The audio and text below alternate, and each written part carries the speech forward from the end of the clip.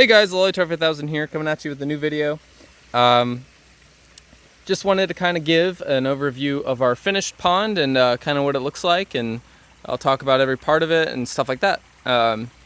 So here's our view from our deck. You can see both streams, the one down here and then the one over here, as well as both waterfalls, one there and one there. I just filled up the pond, so the pond's a little high. A little higher than normal. It's about an inch higher than normal, so talk about that a little bit. So yeah, you can see our bridge that we made right over there that goes over the stream into our yard. So yeah, so we'll start on the opposite end over here, which has all gravel, pea gravel. So right here we have our first stream, which comes from the Bakke shower. The Bakke shower has 150 gallons or so of media, which is mostly lava rock.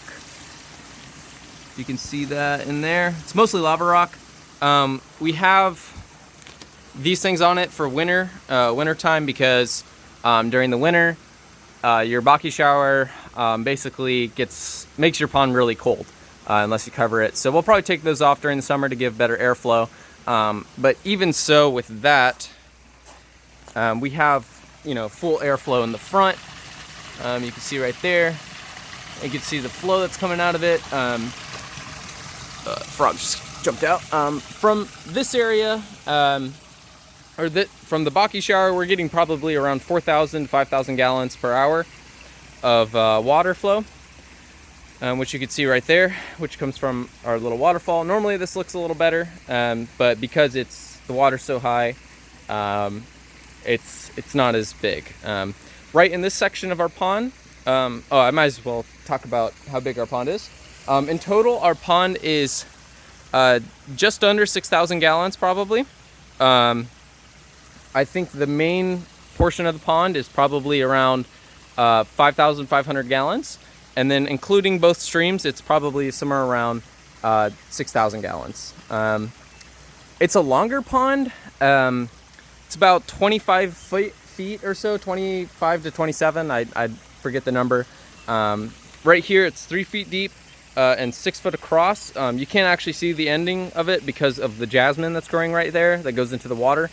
Koi love nipping on that. You can kind of see some of the stems right there and how they actually ate a lot of the leaves off.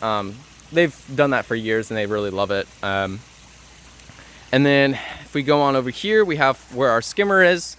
Right here is our skimmer. It's kind of small, but it does its job pretty well. We clean out the leaves probably every day, especially during the fall. It gets really bad. So yeah, in this section, it's about 3 feet, 3.5 foot deep, and I think it's 10 foot across right here. And then if we're going over here, we have it a little bit over 4 feet deep here. And you can see our pump there. This one goes under here and feeds all the way to the Bakke shower. And then we have another pump right here. If you can see that right there. And that one feeds also to this stream. And then our skimmer also feeds to this stream here. As you can see, the babies are very happy to be here and be on camera. Hello, come on. Very friendly koi. I just fed them, so they're not as friendly as normal because they don't think they're getting fed. Or maybe they do. So, really pretty guys. The Ochaba here is just absolutely insane. One of the best I've ever seen. Absolutely show quality. Gorgeous fish. Anyway, so they're just getting out of winter. Our pond temperature is probably around 65 degrees, 70 degrees, somewhere around there. So they're super happy to start eating a ton, and we're slowly ramping up our feeding. So I guess I'll talk about the bridge. Here's our bridge right here, which goes over our little waterfall. So a lot of times I'll just kind of sit here on the bridge and look over the pond. It's really pretty from here. Looks giant from here, so it's a really nice place to just sit down and listen to the waterfall and all that. And then if we go over here, talked about this a little bit, but we have tons of gravel and like river rocks and stuff like that, which acts as a biological filter for our pond. We have like 2 tiny waterfalls right here with tons of really cool moss growing on it. I don't know if you can see that. We got some like really sick moss, especially like right here. It's so cool. And we have like giant moss growing right there. Anyway, so that's this little portion. So all of this will be pretty much filled with plants by the end of summer or so.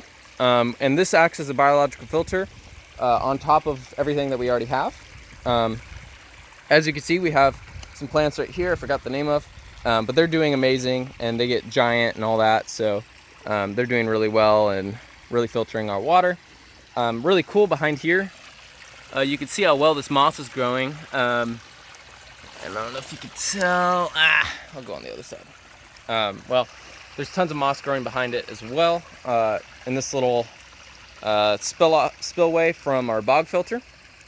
Our bog filter is probably just around 4,000 gallons of water, or not 4,000, 400 gallons of water in it, and it's completely filled with gravel. I don't know if you can see this.